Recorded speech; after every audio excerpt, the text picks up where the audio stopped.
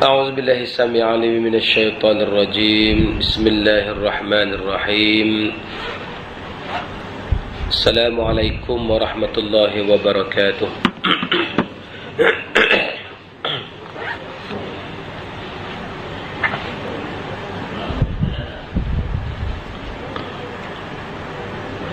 الحمد لله الذي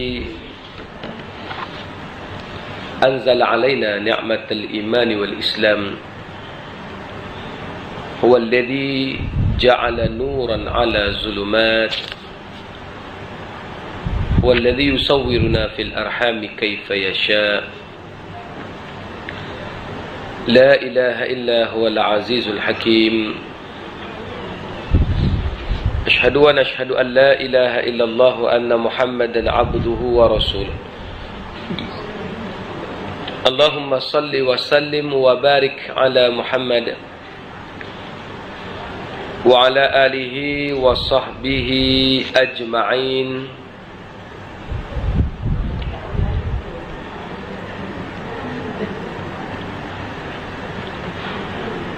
أما بعد، فيا عباد الله اتقوا الله. أوصيكم ونفسي بتقوى الله، فقد فاز المتقون. رب اشرح لي صدري ويسر لي أمري واحلل عقدة من لساني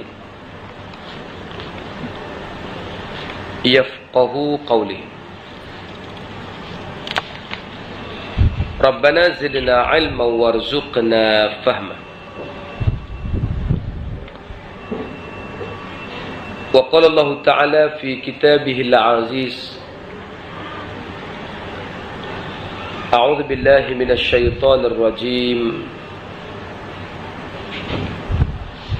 وما أمروا إلا ليعبدوا الله مخلصين له الدين حنفاء ويقيموا الصلاة ويؤتوا الزكاة وذلك دين القيمة. وفي آية أخرى قال الله تعالى: لن ينال الله لحومها ولا دماؤها، لن ينال الله لحومها ولا دماؤها ولكن يناله التقوى منكم. صدق الله العظيم. Pertamanya marilah kita memanjatkan syukur pada Allah Subhanahu wa taala. Alhamdulillah, pada tengah hari ini dapat kita bertemu.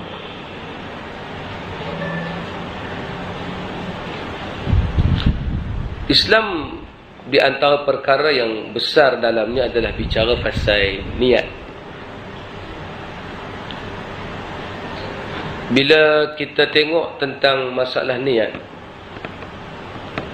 hampir kebanyakan kitab membicarakan tentang hadis innamal a'malu binniyat wa innama likulli imri'in ma nawa. Nabi sebut dalam hadis yang sahih ini, segala amalan itu dikira ataupun berlaku ataupun berjalan berdasarkan niat yang telah dibuat pada mula-mula, pada awal.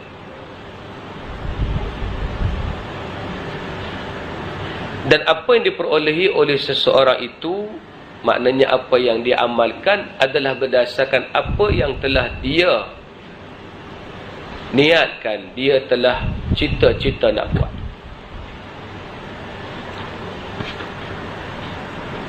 Lalu hadis ini menyambung tentang faman kanat hijratuhu ilallahi wa rasulih. Siapa-siapa yang dia perjalanannya, hijrahnya adalah untuk Allah dan Rasul, maka dikira hijrah itu fahijratuhu ilallahi wa rasul. Maka hijrah itu dikira ilallahi wa rasulih, untuk Allah dan Rasul. Kerana di situ hadis ni bagi tahu siapa yang buat berjalan, tujuannya adalah untuk berada di atas jalan yang digariskan oleh Allah dan Rasul, maka dia akan dapat jalan itu. Dan dia akan duduk di atas jalan Allah dan Rasul. وَمَنْ كَانَتْ هِجْرَتُهُ إِلَى الدُّنْيَا يُصِيبُهَا أَوْ إِمْرَأَةٍ يَنْكِحُهَا. Siapa yang buat selain pada itu, maknanya tidak cita-cita hijrahnya, perjalanannya, kehidupannya, melainkan dia hijrahnya, kehidupannya ila dunya yusibuha, semata-mata untuk dapat aban dunia, semata-mata. Tu kena tengok tu, semata-mata. Hanya nak dapatkan dunia, menafikan Allah, reject perjalanan Allah. Makna di situ nak beritahu, tak salah memburu dunia, tapi masa yang sama meletakkan jalan itu atas jalan Islam. Sebab dia kena terang ABC gitu. Sebab kalau tidak orang akan nampak nak ambil jalan Allah kena tinggalkan dunia. Tak betul. Nak ambil jalan Allah kena ambil dunia sekali.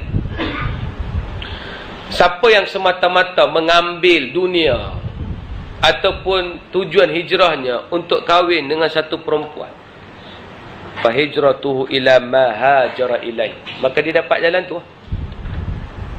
Hadis ni kalau kita pandang dari segi maksud tersirat dia, Allah Ta'ala bagi jalan. Ada dua jalan di situ. Satu jalan dipanggil tariqah ilallahi war rasul, ataupun yang dipanggil jalan yang digariskan oleh Allah. Wa anna hadha sirati mustaqima, jalan lurus yang memang Allah garis dah. Kena duduk atas jalan tu. Satu lagi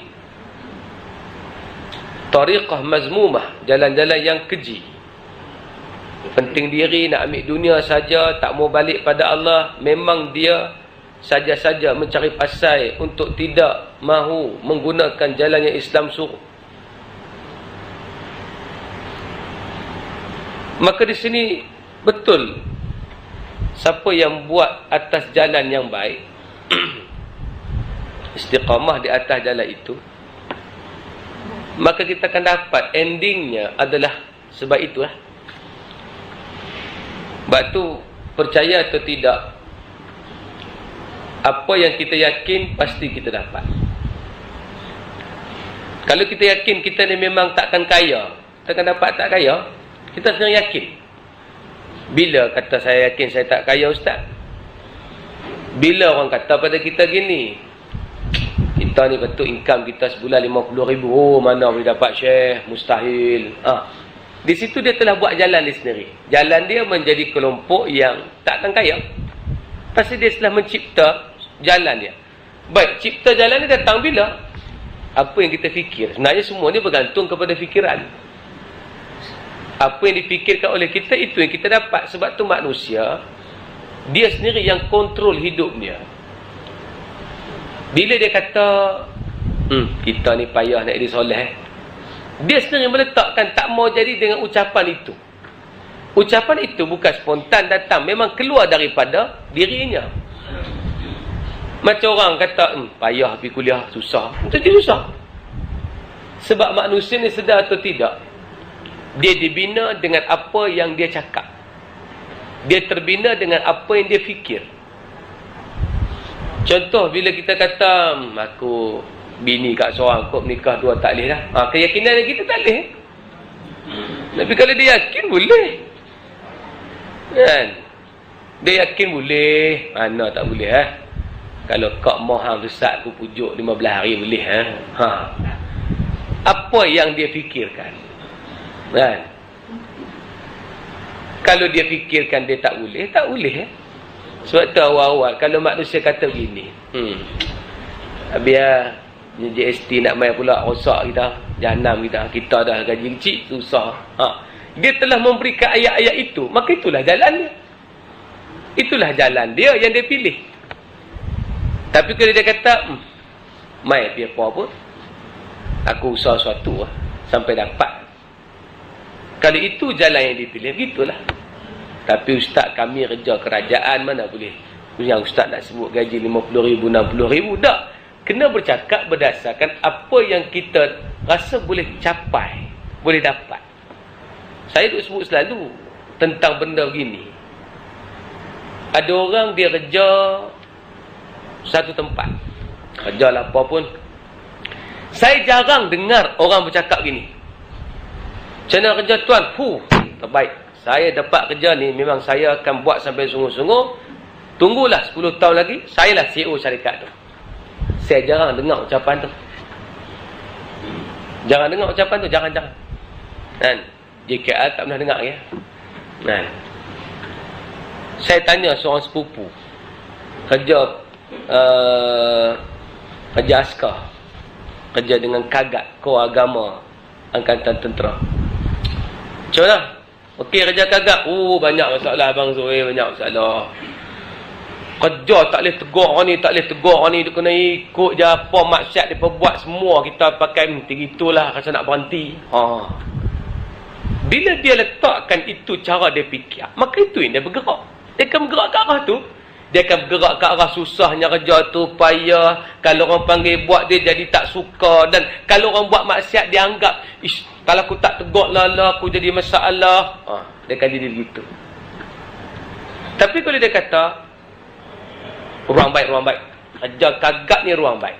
Memang dia boleh jadi something, tak apalah susah, tapi tunggu 10 tahun lagi. Banyak perubahan yang saya akan buat dan saya akan pulun sampai naik ke pangkat yang paling tinggi. Sebab nak ubah satu keadaan kena duduk tempat tinggi, tak boleh duduk sarjan meja, tak jadi. Yang dia cakap tu pasal dia baru corporal tu, tak jadi tu.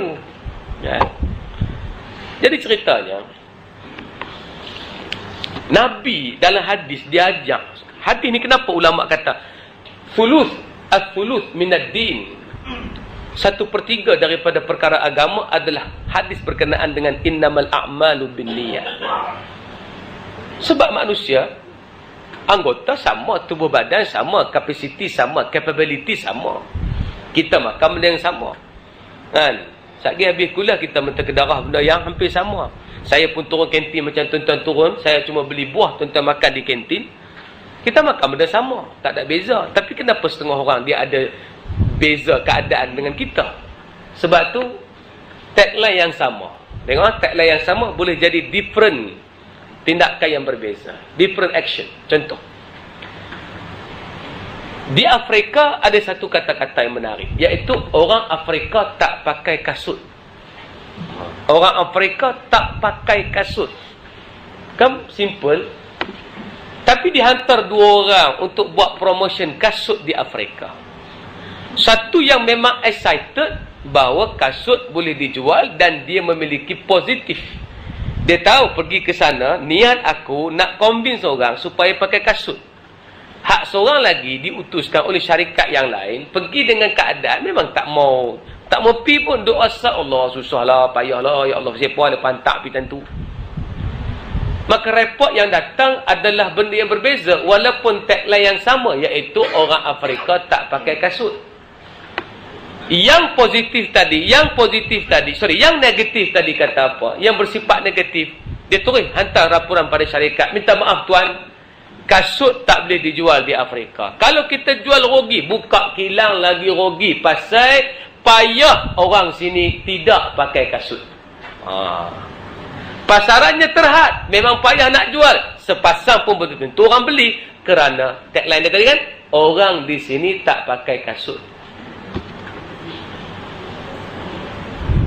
Tapi satu orang lagi yang positif, yang ada sifat nak buat something, dia pun berkata dengan satu perkataan, bos di sini best, pasarannya tinggi dan tempat untuk kita buka kilang sangat-sangat cerah masa depan, dan kalau kita datang di sini pasarannya tidak terhad kerana orang tidak pakai kasut. Sama tagline dia. Nah, hashtag dia kan ada sebut hashtag. Tapi macam mana cara hang niatkan benda tu? Ni sering Islam ajar. Sebab tu bila buka kitab awal-awal sekali dia suruh betulkan niat. Kita apa betul sungguh niat, apa betul ikhlas. Tak, Itu bukan maksud betul. Betul ni tukar, buang az-zulumat ila nur. Buang benda-benda zulumat. Sebab tu bila Allah Ta'ala sebut tentang dia bawa nur, dia menentang zulumat. Yakhruju minaz zulumati ila nur. Keluar manusia daripada gelap tuju cahaya. Ayat itu simbolik. Ayat itu bukan ayat yang bila kita pandang, bukan makna keluar daripada tempat gelap pergi ke cahaya. Tak. Keluar daripada sifat-sifat negatif. Tak boleh rasa rendah diri, rasa ada Tuhan lain kepada cahaya, yakni positif. Duduk dalam wibawa, tak boleh rendah diri. Kena berada di atas, jangan duduk di bawah. Dan berusaha keras apabila dapat satu-satu keadaan. Faham tak tuan-tuan? Nampak macam termanggu-manggu. Boleh tuan-tuan? Pak cerita pada orang JKR kan, Jabatan Kerja Rajin kan.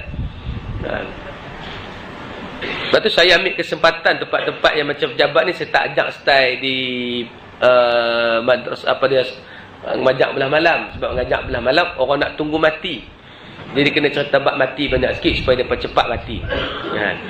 Jadi mengajak belah siang ni pasal orang masih nak kerja, masih lagi nak naik pangkat, masih lagi duk fikir apa benda aku boleh buat. Tu.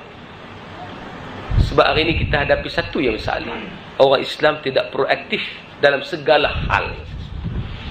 Sebab masalah inilah yang menyebabkan saya terfikir macam mana aku nak buat supaya orang Islam proaktif. Saya rasa bermula dengan kuliah. Sebab kuliah ni lah menyebabkan orang boleh compete. Sebab kuliah ni dia macam motivasi, tak jauh.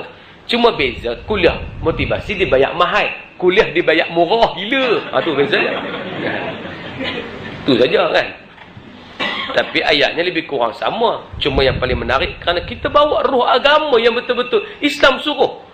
Yang barat pergi ambil semua. Hari ni untuk pengetahuan tuan-tuan, barat sedang mencari sesuatu identiti. Setelah dia lalui recycle, dia lalu putaran yang dia tahu, kalau aku buat ni aku rosak, aku buat ni aku rosak, aku buat ni aku rosak. Jadi dia buang semualah negatif-negatif tu, dia buang habis dah.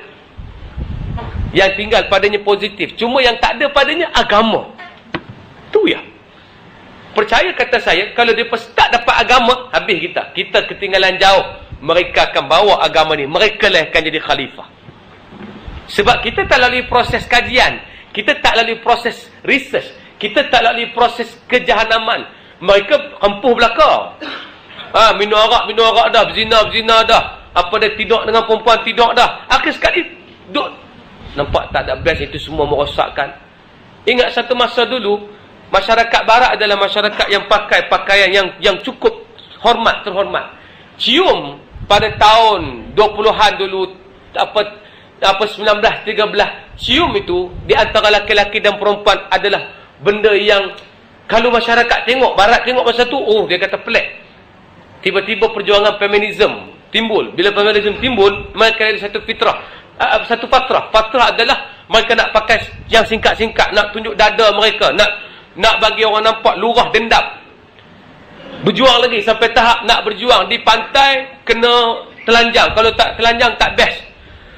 Kena jadi dugung kan?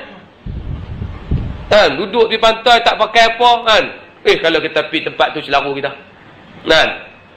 Lah ni, lately ni, akhir sekali ada satu pantai dekat Amerika tak membenarkan dah orang perempuan dan orang laki-laki kalau pergi sana sekurang-kurangnya kena pakai baju, tak boleh pakai seluar dalam ya. Sebab dia dah lalui satu recycle, dia nampak itu semua tak betul. Kena ambil jalan yang betul, iaitu fitrahnya manusia mesti ditutup. Dan sekarang ada perjuangan untuk orang perempuan tak pakai seksi dah. Tak mau seksi-seksi dah. Sebab dia dah lalui satu recycle, dia dah tempuh semua, akhir sekali dia balik pada fitrah.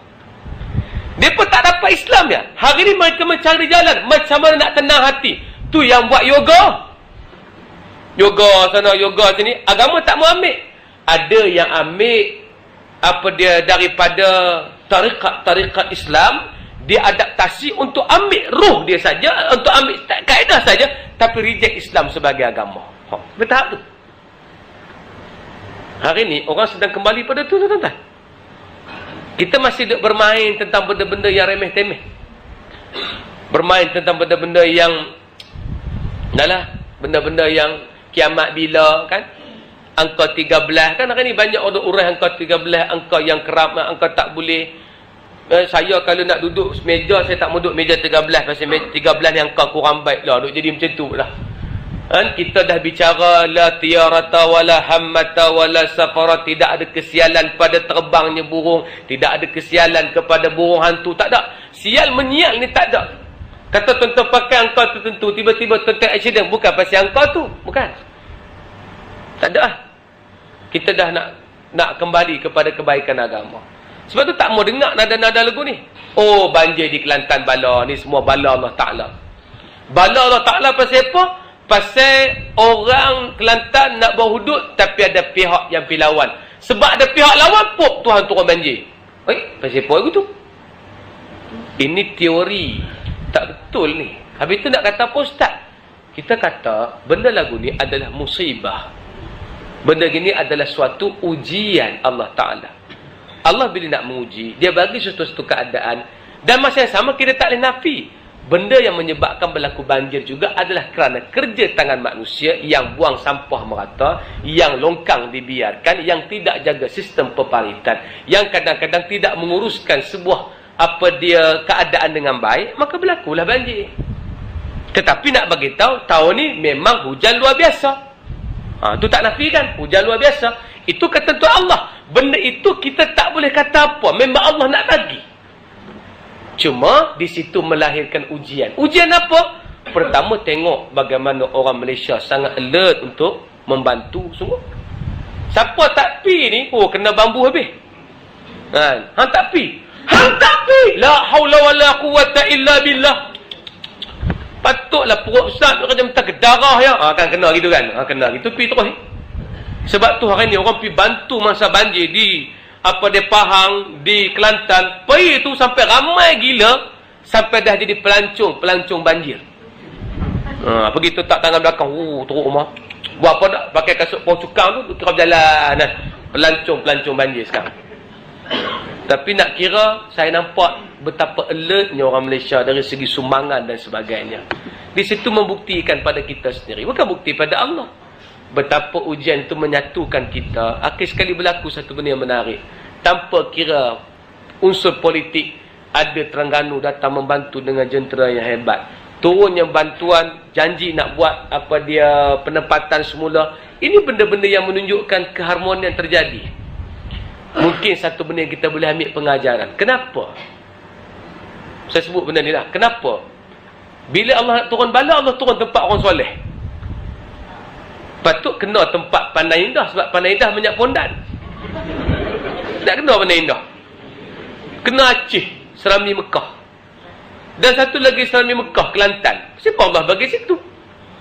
Kenapa Allah tak turun tempat-tempat yang banyak patut tenggelam Bukit Bintang? Biar mampu habis orang Bukit Bintang kan? Kalau bala lah kan? Tapi di sana dapati, bila berlaku tsunami di Aceh, maka pelaksanaan syariah menjadi makin cepat. Kerana Allah convincekan 250,000 orang yang terkena tsunami di Aceh itu, menunjukkan pelaksanaan syariat di Aceh perlu dikembalikan. Alhamdulillah, ada polis syariat, dan di Aceh adalah wilayah autonomi untuk melaksanakan syariat Islam. Kita duk harap mungkin berlaku di Kelantan ni menyebabkan orang rasa makin nak balik kepada undang-undang Allah. Makin mereka rasa perlu laksanakan terus undang-undang yang telah Allah suruh. Itu mungkin di antara natijah baiklah. Tapi yang paling mustahak, ni mustahak, orang-orang yang kena banjir di sana, sebab mereka mengaji kuat, mereka ada agama, ulama selalu bimbing mereka. Tak macam kita, ya adalah hak meraban sikit, tapi kebanyakan ada makcik hak kena banjir tu, duduk sorang-sorang atas bumbung, duduk apik plastik tak atas kepala. Sampai-sampai bantuan, makcik nak makan ke, dok, makcik nak cari ke telekung, ke tudung dulu, makcik 3 hari dah tak tutup aurat ni. Makna dia cari kain tudung dulu. Agama dulu yang menjadi pegangan dia. Ada hak makcik tu, rumah dia habis, barang habis. Tanya orang makcik okey ke, okey belaka, tak gapo. Makcik ni rumah rosak ni tak apa. Yang penting makcik selamat, anak makcik sihat belaka. Ada hak mati anak lagi teruk, kita tak gapo pun. Maknanya relax ya. Ada yang diberikan makanan, tunjuk akhlak macam akhlak sahabat Nabi. Wa yu'thiruna ala anfusihim. Makcik makanlah, dok. Hak abang tu tak makan lagi, bagi dia dulu. Makcik tak apa, hak dia dulu.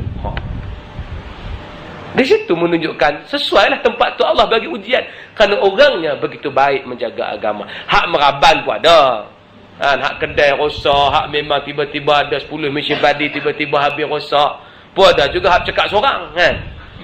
Kan? Ada juga. Itu ujian untuknya supaya dia rasa Allah tu boleh buat apa saja.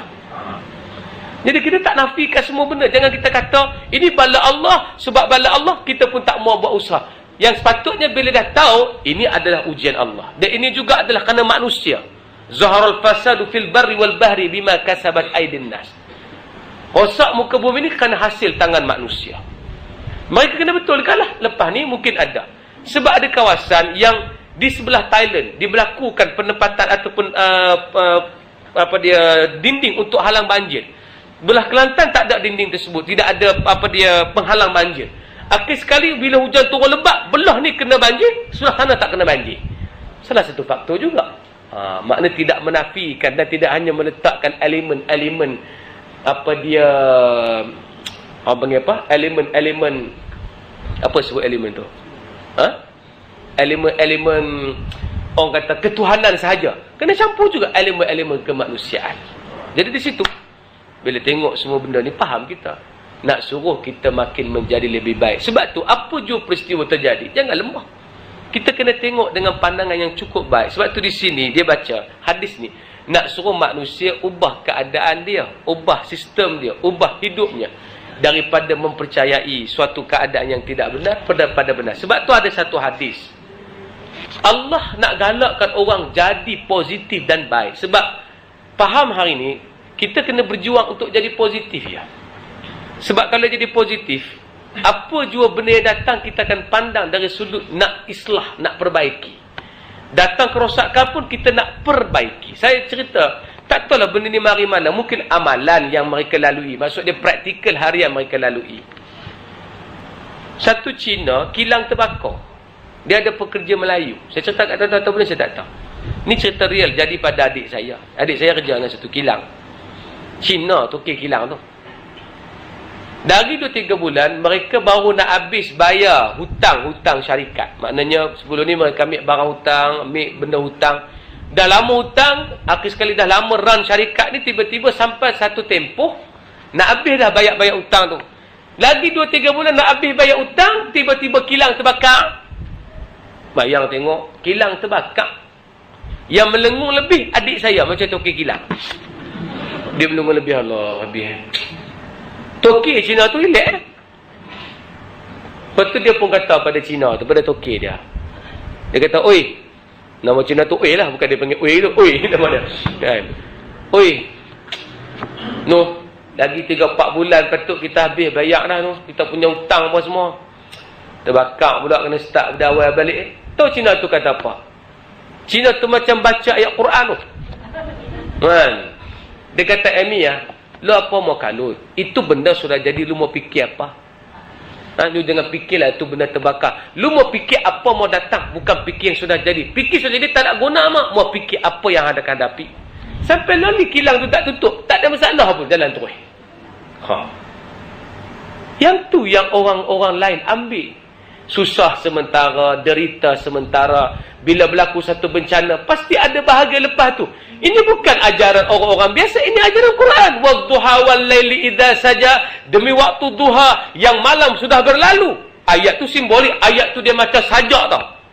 Kalau orang boleh baca sajak, demi waktu duha bila malam sudah berlalu. Tu patut dia. Tapi sebab dia baca wadduha, duk kira tajwid wadduha ke wadduha. Wal laili idza saja kan. Ada orang duk kira tajwid. Dia pergi ke Mekah, tengok orang baca wadduha wal laili idza saja. Oh, dia kata orang botek ada jadi imam sini. Nak cerita bahawa duk bicara bab-bab yang depan mata, tapi tak nampak apa sebenarnya Quran nak suruh kita buat. Jadi sebab tu bila kita faham konsep ni, Islam bagi galakkan, innallah, Nabi sebut dalam hadis, innallaha katabal hasanat wassayyiat. Allah telah menetapkan benda baik dan benda buruk. Maksudnya dalam dunia ni pasti ada benda buruk dan pasti ada benda baik.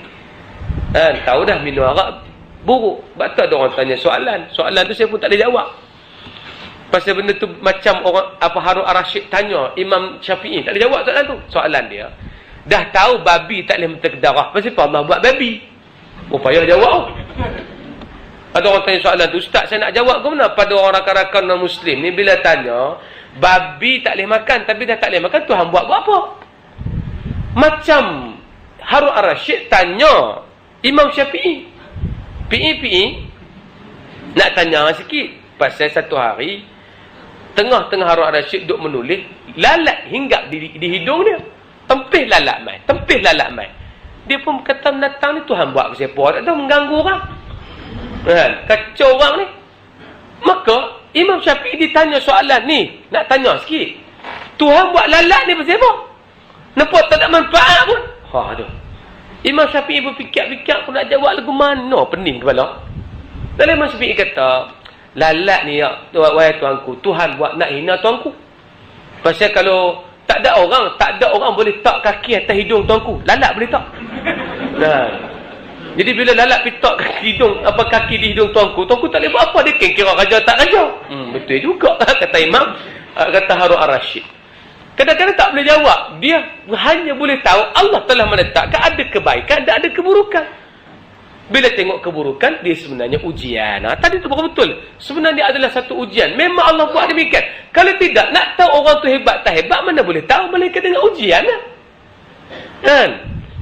Kalau tak ada ujian, kuliah sejam, turun makan, ujian tu. Banyak orang tewas duduk di kafeteria. Kan? Berapa ramai saja yang mari ke atas ni? Sebab mai atas ni tak boleh. Satu, tak boleh nyembang. Kena duduk tegak macam ni sejam. Letih ni tak? Kemudian yang kedua, yang paling bahaya tu, tak boleh merokok. Bukan senang.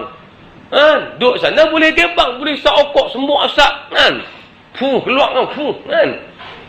Di situlah menunjukkan Allah jadikan kebaikan dan keburukan sebagai ujian. Tetapi faman hamma bihasanatin falam ya'malha, siapa yang dia bercita-cita hari-hari letak dalam jiwa nak buat benda baik walaupun dia belum beramal, katabahallahu indahu hasanatan kamilah, Allah telah bagi dia satu pahala penuh. Siapa yang bercita-cita nak buat baik ya, ni Islam ajak, tapi orang tak pernah syarah hadis ni. Sebenarnya first view Islam, dia nak suruh orang bercita-cita buat benda baik. Apa benda baik? Saya nak solat, tu benda baik. Belum solat lagi, dia niat begitu, dah dapat satu pahala. Saya nak jadi orang makin better, makin elok, tak mau dah buat benda-benda buruk ni. Makna niat begitu, sudah dapat satu kebaikan. Daripada seorang miskin berniat, aku nak jadi kaya, cukup miskin ni susah, sudah dapat satu kebaikan. Sebenarnya bila sebut kebaikan dalam kajian, ini dalam kajian, manusia ada dua. Satu dipanggil conscious mind, yang kedua unconscious mind. Ini kita syarah pada kuliah lalu. Conscious mind adalah benda yang di bawah sedar, benda yang sedar. Sedar, kita duduk ni sedar, kita berjalan sedar. Yang kedua unconscious mind, benda yang kita tak sedar. Semua orang yang buat kajian, manusia ada unconscious mind. Dia tengok satu benda, dia terus buat ramalan. Betul tak? Itu unconscious mind. Mudah ya. Pergi surau, tengok orang naik kereta apa. Tengok-tengok kereta, kancil, motor, tahu dah. Unconscious mind melaporkan tempat tu orang miskin. Betul tak? Kan? Pergi satu tempat, tengok orang pakai kereta besar-besar. Tempat ni orang kaya. Sebab tu selalu orang kata, kekayaan bawa kehancuran. Kena jadi baik, kena miskin. Pasal apa? Unconscious mind terbina. Terbina lagu mana? Pergi tempat soleh, semua nampak kereta-kereta murah dan tempat tu tempat orang miskin. Tapi bila ke tempat-tempat macam kelab dandut, nampak kereta-kereta mewah. Jadi timbul unconscious mind. Kalau nak hidup bahagia, jangan jadi kaya, jadilah orang yang miskin. Faham tak? Kata orang faham. Ni kita duk mengaji-mengaji ni, yang terbina bukan perasaan sedar kita, perasaan bawah sedar. Bila orang kata jangan buat ni, agama larang gini, kita jangan. Bila banyak guna jangan, apa tercipta dalam minda orang? Tercipta dalam minda orang bahawa agama ni banyak kata jangan dan lebih banyak benda haram daripada benda halal. Betul tak? Sebab tu bila saya forum dengan ustaz Fakrul, bekas imam muda. Dia peserta imam muda. Dia kata dia pernah pergi ceramah dalam sebuah universiti. Ada satu budak free hair. Dia mari tanya soalan. Dia mari tanya, Ustaz, saya tengok Ustaz sempoi dah. Tapi kenapa agama ni banyak sangat benda yang dilarang daripada benda yang boleh? Nampak tak? Sebab dia selalu dengar, jangan. Tak boleh. Islam melarang. Kita kalau boleh, jangan melakukan begini. Sebab ayat tu banyak. Rupanya ayat yang jangan banyak ni, Ustaz tu tanya balik. Baik, cuba sebut benda apa yang syarak larang. Dia pun sebut. Pertama, babi. Lagi-lagi. Kedua, arak. Ketiga, lagi. Dalam bab makan. Dalam bab makan apa lagi? Barang yang dicuri. Barang lagi. 3 dia sebut. Tahu tak? Tapi dalam unconscious mind dia, agama ni penghalang banyak benda. Betul tak? Sebab ayat yang biasa kita dengar, iaitu ayat jangan. Sebab tu Islam mengajar satu kaedah yang paling menarik. Nabi ajar. Ni Nabi ajar, bukan orang putih ajar. Sebut ya, sebut boleh, tetapi. Sebut boleh, tetapi. Anak tanya, ni papa, nak buat ni boleh? Boleh, tapi. Dia sebut gitu. Jangan. Tak boleh. Ni jangan. Jadi masalah tu. Ni papa nak masuk tandingan nyanyi? Boleh. Tapi tutup aurat elok-elok. Pastikan pertandingan tu tak campur dengan maksiat. Ada tak campur lelaki perempuan? Wadah, kalau ada tak boleh. Gitu. Ini kaedah dia. Islam ajar mula-mula. Kan Nabi ajar. Cerita kita pernah cerita dulu. Aku nak masuk Islam, tapi satu masalah. Nak minum arak boleh tak? Boleh. Tapi, Nabi ajar kan? Bila aku tanya, jangan bohong. Tu Kenapa Nabi tak guna kaedah? Jangan demo minum arak habis demo. Islam kena masuk, tapi dia tak boleh minum arak. Haram. Tu bukan nada Nabi, tu nada kita. Tukar nada. Mama, cik nak makan babi boleh? Boleh. Jahat orang tu. Dengan syarat babi masuk Islam. Payah. Tak jumpa. Jadi ceritanya nak beritahu. Ada bab lah yang orang faham tak boleh lah. Arak memang tak boleh lah. Bila tak boleh, kena tak boleh lah. Tapi ceritanya ada bab yang masih lagi duduk di antara sempadan boleh tak boleh. Ada orang kata orang perempuan jangan pakai hak jenis terang-terang, warna merah-merah sangat. Jangan. Tak ada. Pakai. Cuma jangan tujuan nak goda orang sudah. Saya yakin kau pakai baju merah bukan nak goda saya dah. Tak bukan. Tak ada. Ada orang kata tak boleh keluar rumah lepas suami mati. Dia jadi gitu. Dia jadi banyak persoalan-persoalan begitu. Sebenarnya agama bila perhati hanya 30% cerita pasal benda yang dilarang. 70% boleh ambil lah. 80% benda yang dibenarkan, hanya 10%. Lepas tu disebut niat nak buat baik. Sudah terbina satu benda. Sebab bila kita kata boleh tadi, dia akan bergerak tau. Seluruh anggota tubuh benda akan bergerak. Contoh gini, bila orang tanya kita, agak-agak awak boleh dapat 50,000 sebulan. Bila kita kata tak boleh, automatically unconscious mind akan stop terus untuk bekerja ke arah 50,000. Automatically. Tuan-tuan bila orang tanya kerja apa di sini? Saya kerja di spare. Di spare tu agak-agak boleh naik pangkat lah. Dah aku kat di spare. Automatically dia akan menggerakkan kita untuk berhenti berfikir nak naik lebih tinggi. Tapi bila kita kata, awak di spare agak-agak boleh naik tinggi. Boleh. InsyaAllah satu hari saya CEO. Biar orang gelak, hang CEO. Ngaji tak boleh CEO apa? Saya jumpa satu dispatch. Ni saya nak cerita pengalaman yang menarik. Saya jumpa 2-3 orang yang berjaya. Satu orang ni, dia bekas kapten kepada tentera. Dia TUDM, Tentera Udara di Raja Malaysia. Tahu apa kelemahan dia?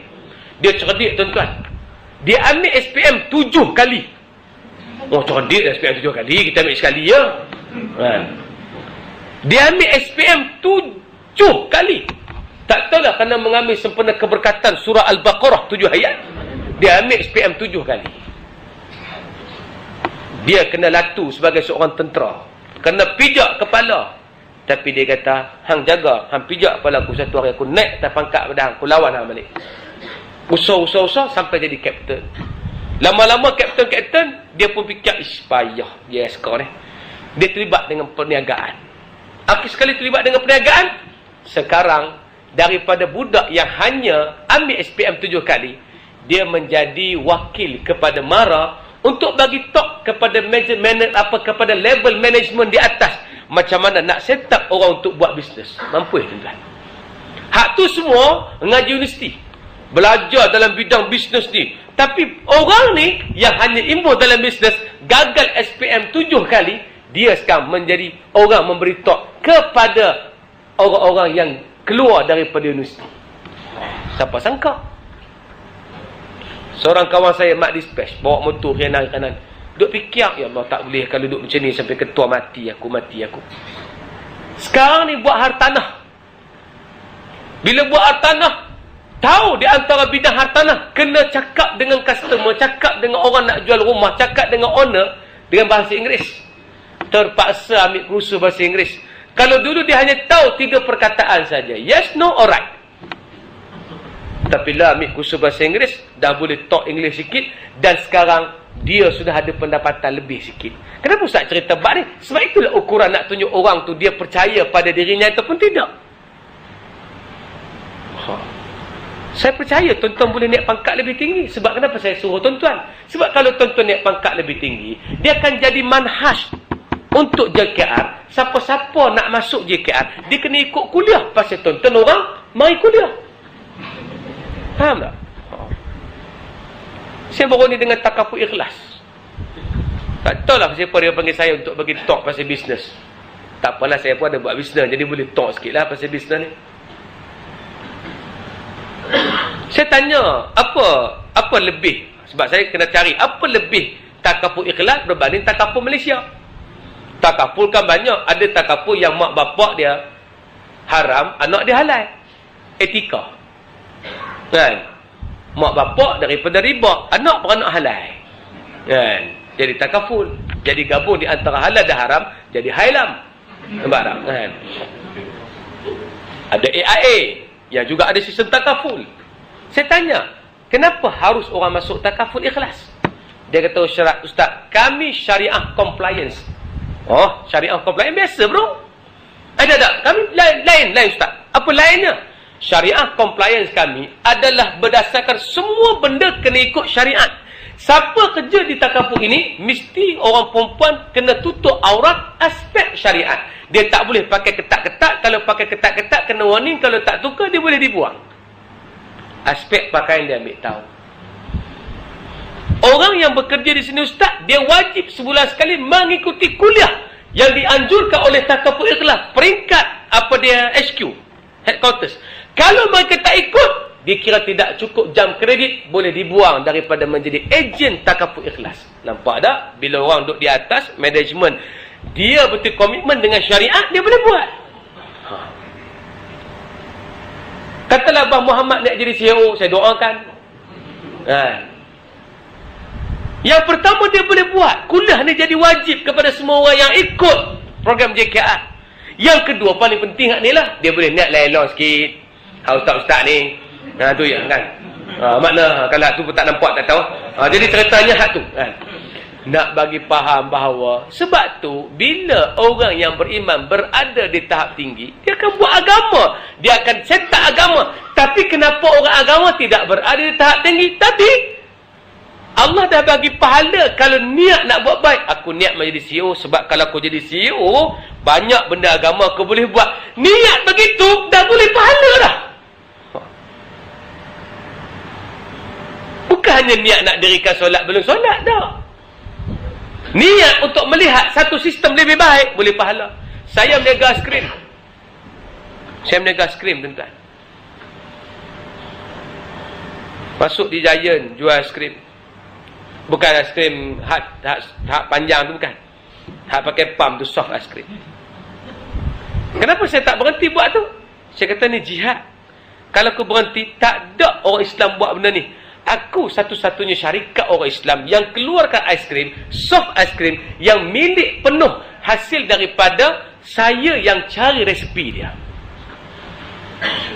Mana ada orang sanggup buat kerja macam tu? Balik pada kuliah, malam-malam daripada pukul 10 sampai pukul 12, duduk belakang rumah, duduk cari resepi aiskrim. Biuk laku 6 bulan. Bila dapat saja, terus mari. Rupanya kalau kita nak sesuatu, pasti kita boleh. Tak ada, tak boleh. Dengan syarat, Kita yakin dan kita tahu benda kita buat itu pasti jadi.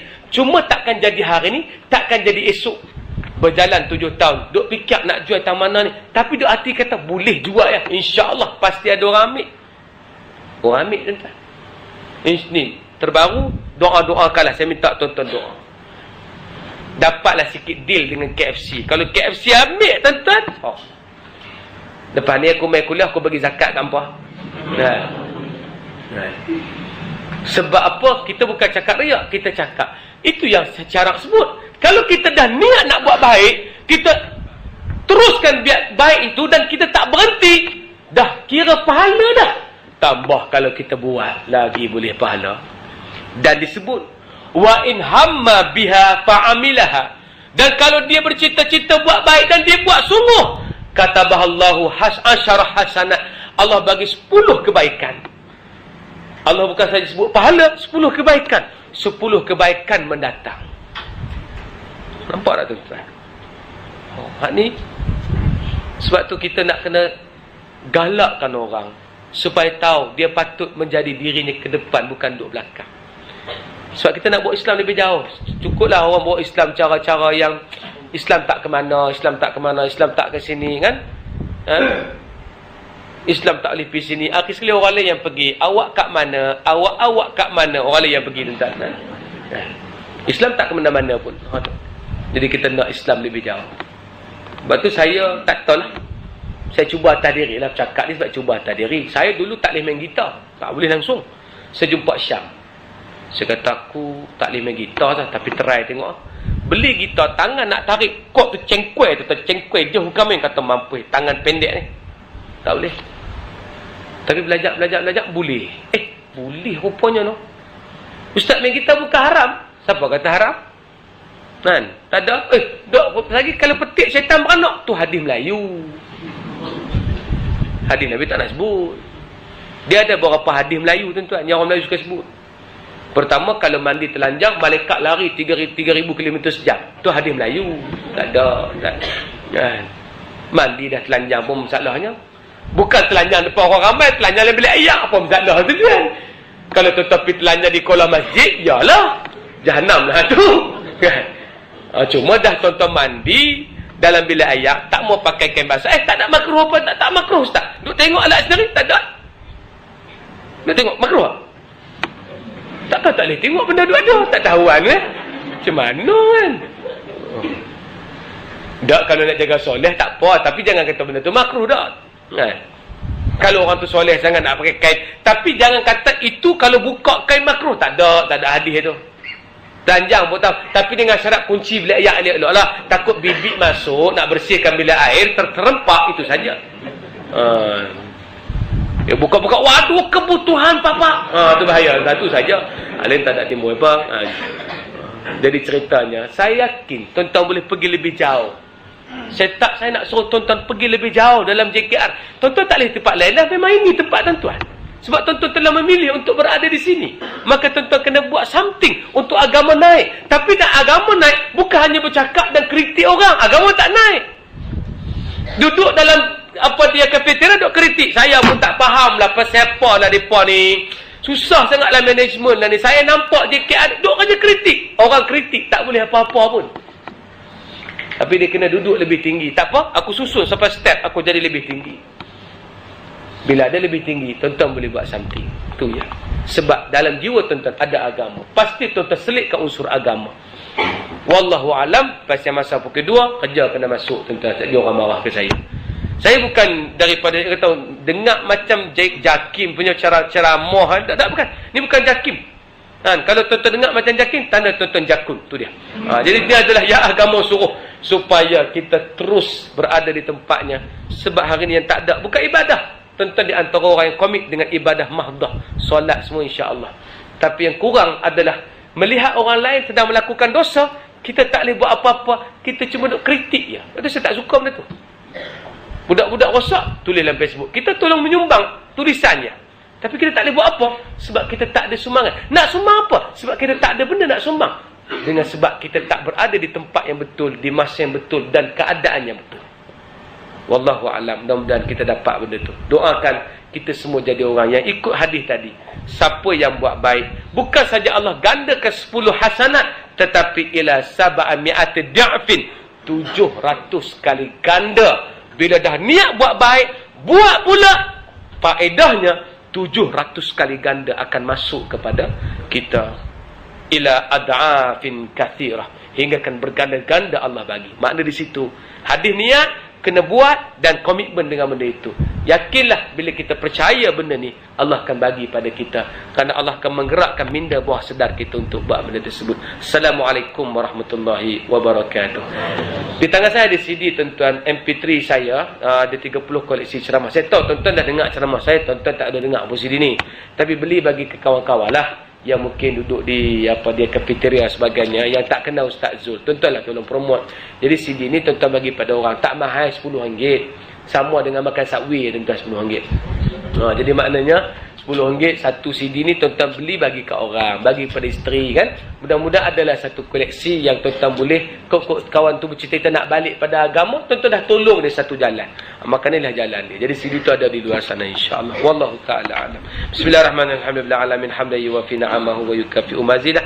Ya Rabbana lakal hamdu kama yanbaghi li jalali wajhika wa azimi sultanik. Allahumma faqihna fid din wa alimna bit ta'wil. Rabbana atina fid dunya hasanah wa fil akhirati hasanah wa qina azabannar. Alhamdulillahirabbil alamin.